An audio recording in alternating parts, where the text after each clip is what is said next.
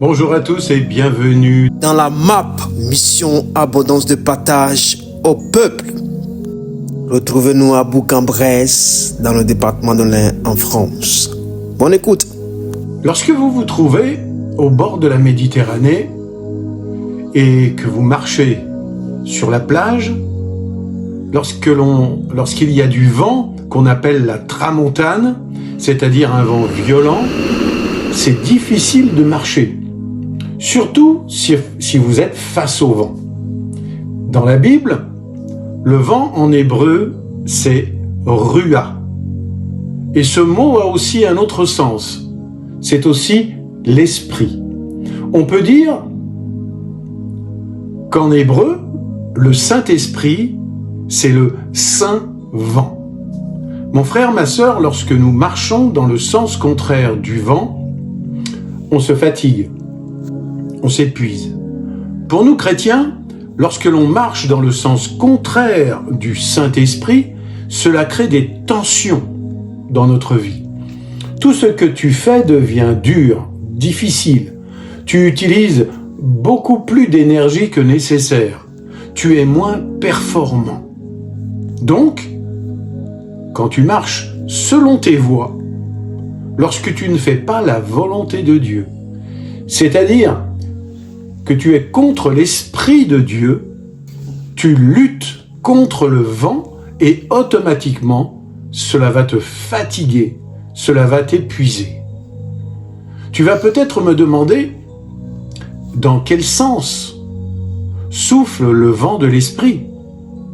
Eh bien, le vent de l'Esprit étant le Saint-Esprit, il souffle dans la direction de la sainteté, dans la direction de la parole, et contre la direction de la souillure et de la saleté. Le livre aux Galates, au chapitre 5 et au verset 16, nous dit « Je dis donc, marchez selon l'esprit, et vous n'accomplirez pas les désirs de la chair. » Alors, pourquoi se fatiguer? Il vaut mieux marcher dans le sens du vent de l'esprit. C'est bien plus facile parce qu'il n'y a plus de résistance. Le vent va t'aider à marcher. Il va même te pousser en avant. Il va même te donner de la puissance. Et lorsque nous marchons par l'esprit de Dieu, c'est la même chose. Lorsque nous changeons de direction, lorsque nous nous repentons et que nous marchons par l'esprit, les tensions qu'on a pu voir, qu'on a pu avoir, qu'on a pu connaître, vont disparaître. L'esprit te pousse, va te pousser vers l'avant et tu vas être rempli de force. Dans ce cas, tout ce que tu fais va paraître plus simple. En marchant par l'esprit, notre vie est bien moins fatigante et nous avons l'impression d'être portés par la brise. Mon frère, ma sœur, posons-nous cette simple question. Dans quel domaine de notre vie marchons-nous dans le sens opposé à l'esprit? Si tu le ressens, si c'est le cas, fais demi-tour et laisse-toi pousser par le vent du Saint-Esprit. Amen. À bientôt. Nous aimerions vous donner une occasion royale de recevoir Jésus-Christ dans votre vie. Voulez-vous bien prier avec moi? Dites, Seigneur Jésus, je me répands de mes péchés. Viens dans mon cœur. Je fais de toi mon Seigneur et mon Sauveur. Et merci mon Père pour le baptême du Saint-Esprit en moi.